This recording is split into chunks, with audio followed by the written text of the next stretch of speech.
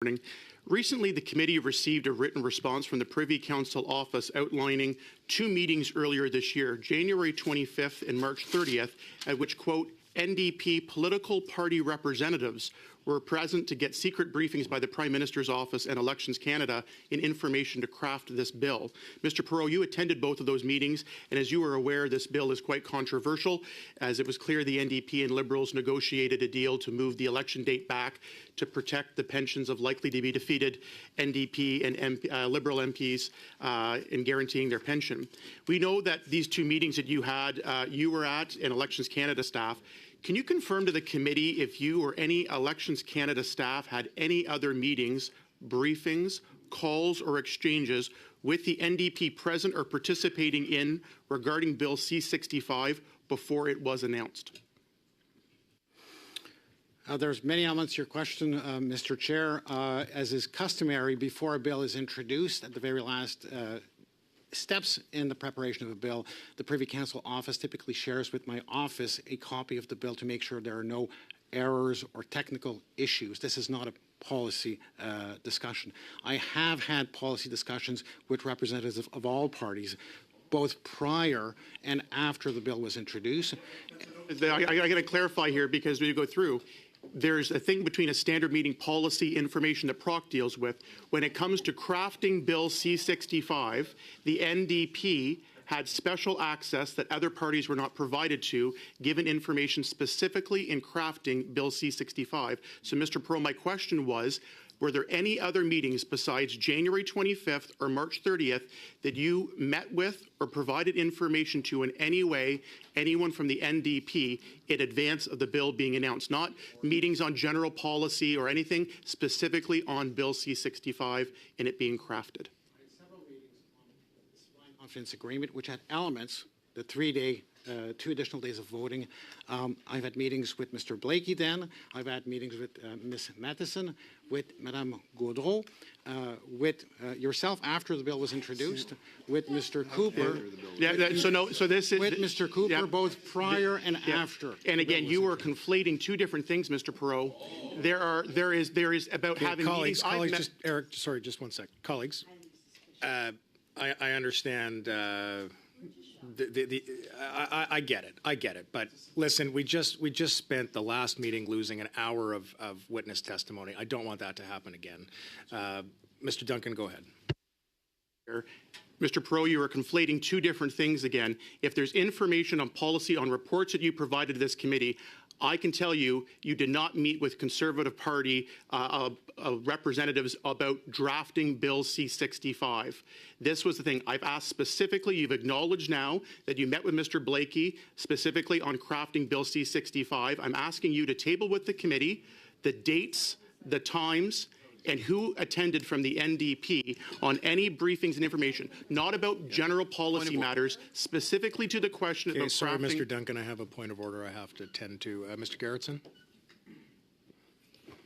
Mr. Chair, Mr. Duncan is misrepresenting what the witness said, and I think it is incumbent upon you in your position as chair to ensure that witnesses are treated in a fair manner and that when they say something, they're not immediately subject to members around this table from misrepresenting their words in order to misrepresent and then immediately use them back on that witness. I would encourage you to ask our colleagues across the way to be more judicious in their approach to witnesses in this committee. I appreciate the encouragement, Mr. Gerritsen. I will let Mr. Duncan finish, provide Mr. Perot the opportunity to defend his view and his statement should he feel that's necessary, and hopefully that will get us to where we need to be. Mr. Duncan, you've got about 2.5 minutes here. Thank you, Mr. Chair. I'm going to repeat the question again that I've asked a couple of times here. Can you confirm to the committee and provide in writing if you or any Elections Canada staff had any other meetings besides January 25th and March 30th about meetings, briefings, calls, or exchanges with the NDP present regarding the drafting and considerations of Bill C-65 before it was announced? Not general meetings on policy and afterwards the standard meetings that I've had meetings with Ms. Perot afterwards and on different topics, specifically on Bill C-65 with the NDP before it was announced. So, Mr. Chair, just to be clear, I did not know what would be in Bill C-65, and I did not participate in meetings regarding the entire bill. I had discussions on elements of the supply and confidence agreement, as well as on my recommendations that I made in 2022 to Parliament. I was very deliberate in making sure that whenever I met members from one side, I met with members from all other sides to convey the very same message. Any topic that I addressed with one side, I addressed with the other, prior or after. And I'll give you an example. There was one item that was neither in my recommendations nor in the bill, or nor in the supply and confidence agreement, sorry. And I asked the government to consider addressing deep fakes. And after I made those representations, I spoke to members. Mr. I'm going to ask again I spoke to members of Mr. Dunn, all let's just let him parties finish here. to repeat. So every time I met with one side, I conveyed the same messages to all sides. With respect to the bill, before it was tabled, I did not have a complete view of the bill. I did not participate in the drafting of a bill. I did participate in discussions on specific policy areas.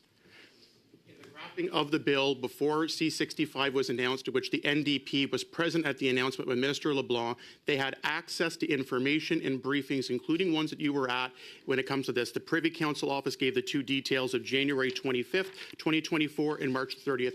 Would you provide the names of all of the NDP MPs that you met with, specifically those two meetings and any others? And whenever we have the word, quote, NDP political party representatives, would you provide the names of who those individuals were then? I will certainly do that to the best of my ability, and I will include also all meetings that I had with all members of this committee on the same topic. Okay, thank you very much, Mr. Duncan. Perot, we did indeed meet on February 20th, 2024. It was billed as a courtesy meeting. We discussed the departmental plan, your report on the 2019 and 2021 election, and discussions about PROC conducting hearings on that report for you to come and appear before the committee, the Nunavut pilot project, as well as 3-day voting, which had been in the news, or there had been media reports about this idea of a 3-day election day and discussions between the NDP and the Liberals pursuant to the SACA agreement. I just want to clarify that there were no representatives from the PMO at that meeting, were there? There was none. And no one from the Minister's office? There was none. And no one from the PCO? None. This is a meeting that I invited you to so that I can convey to you this very same concerns I have. The very things that I just relayed, and there were no representatives from the Conservative Party of Canada present? No. No. And there were representatives from the PMO, the PCO, the Minister's office, and the NDP when you had a meeting on January 25th, 2024, correct? Correct. And okay, thank you very much for that. Sounds like a very different meeting. Now, on to another matter. There are changes in the bill with respect to special ballots. Presently, when someone takes out a special ballot, they must write in the name of the candidate.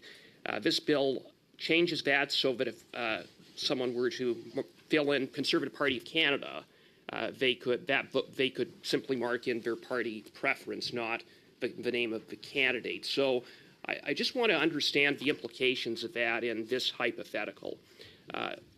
Say that there was a candidate who was running and they, for whatever reason, withdrew before the deadline, the cutoff, and another candidate replaced them, and someone voted on day one of the writ, and they marked in Conservative Party of Canada, and the candidate who was standing for the Conservative Party at that date was different than the candidate who ultimately made the final ballot.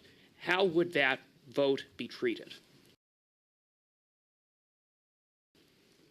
The vote would be treated such that the intent of that person is to vote for the candidate that is the representative of the Conservative Party in your example, as it stands at the close of nominations.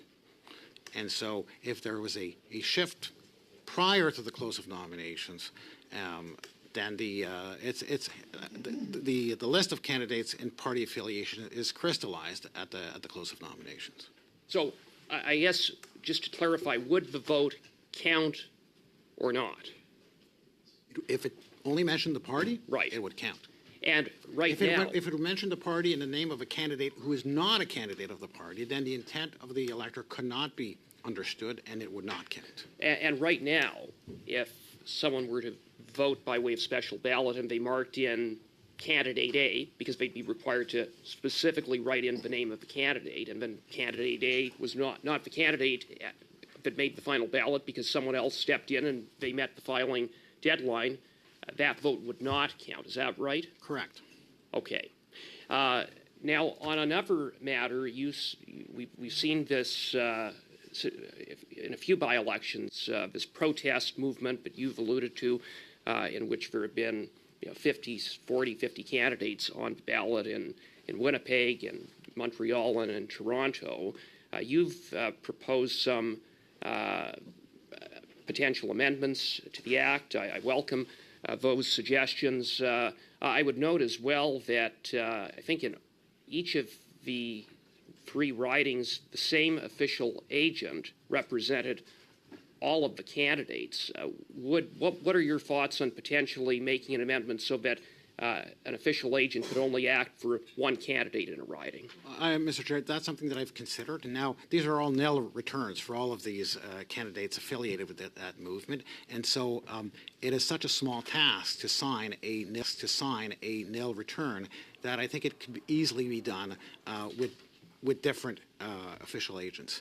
And I'm not sure what the policy rationale would be. In the case of the signature, there is a policy rationale for electors supporting the nomination of a particular candidate, not any person in the world who wants to be a candidate. And so I think that allowing a person to, putting on the table a series of 75 nomination papers and allowing people to sign in string does not conform to the idea behind candidate signatures, and I think that's why this is the measure that I propose. I mean, in the last 4 by-elections, I've had to adapt the prescriptions of the Act to accommodate the number of candidates. That means that I'm setting aside the will of Parliament, and I do not do that lightly. Parliament has designed the ballot in a certain way, and there can be conversation as to whether this is the right way in debates and amendments. But for me to set it aside is a significant gesture, and I do not do that lightly. But there is no other way of allowing so many candidates. I do think that that's an issue. Thank you very much, Mr. Cooper. Mr. Duke. Chair, Mr. Shapiro, I don't know if you know this or not. I actually had a private member's bill in the very first Parliament with the Trudeau administration that would have significantly limited the amount of money that third parties could use from foreign sources. And I know my colleague, Mr. Cooper, has already asked you a question about this, but I'll just give you a hypothetical example. The Tides Foundation, if you believe the information that's publicly available, has about $1.4 billion in assets. The Packard Foundation has $6.7 billion in assets.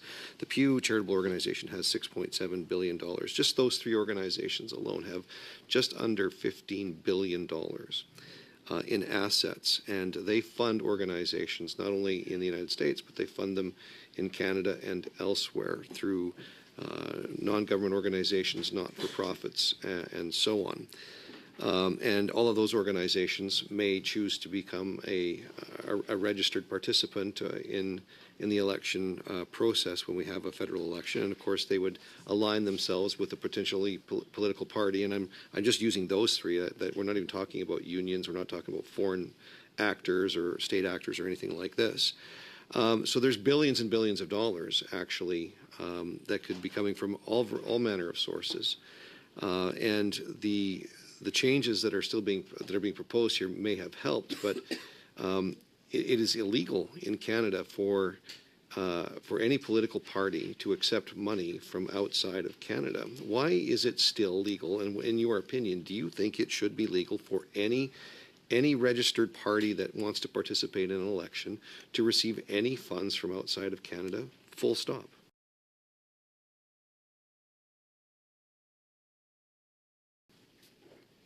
Well, making the case that clearly, the answer is clearly no. But why is that the case? And I think the reason is that it would dilute the right in Section 3 that is and belongs to the citizen to make these choices. I do note that in the last election in the United States, the party that spent about 50% more than the winning party lost. So money doesn't necessarily buy you an election, but the influence is what is inappropriate, in my view, under Section 3, because it is a right of citizenship, and that right should be defended aggressively by Parliament. I think that's Parliament's duty. So, if that's the case, then do you think it should be an offense for third parties to knowingly accept contributions from any foreign entity for any regulated election activities? I think it should be. I also agree with what the Chief Electoral Officer said earlier, and that is it should be offense for that third party who is outside of the country to make those donations, because it seems that both state actors as well as private actors have been bragging recently about how influential they have been in the Canadian election. And I think that is something that is, in my view, should be an offense. And this Parliament should be offended by those kinds of reports being published. I can tell you, I can only speak for myself, Mr. Chapir. I was horrified to find out some of the revelations that came from this very committee's study and now the public inquiry into foreign election interference. And I don't believe that Bill C-65 actually goes far enough to address some of those concerns. I do believe there's some steps in the right direction. But I'm just going to shift gears a little bit from foreign influence and foreign funding. Clause 43 of the bill amends the Act such that a single person can assist an unlimited number of electors in marking their ballots. Do you see any concerns or questions about that when it comes to the integrity of our process? Do you have any concerns with that? About 20 seconds here, sir. Certainly. Yeah. I'll be very quick. Yes, I do. There have been instances both in Canada and in the United States of ballot harvesting. This would be something that could be abused by someone wanting to do that. Therefore, one of the things that you should consider is a transparency requirement requiring individuals who participate to disclose who they are and what they have done, how many they've helped. Thank you very much, Mr. Calkins. Madame Fortier.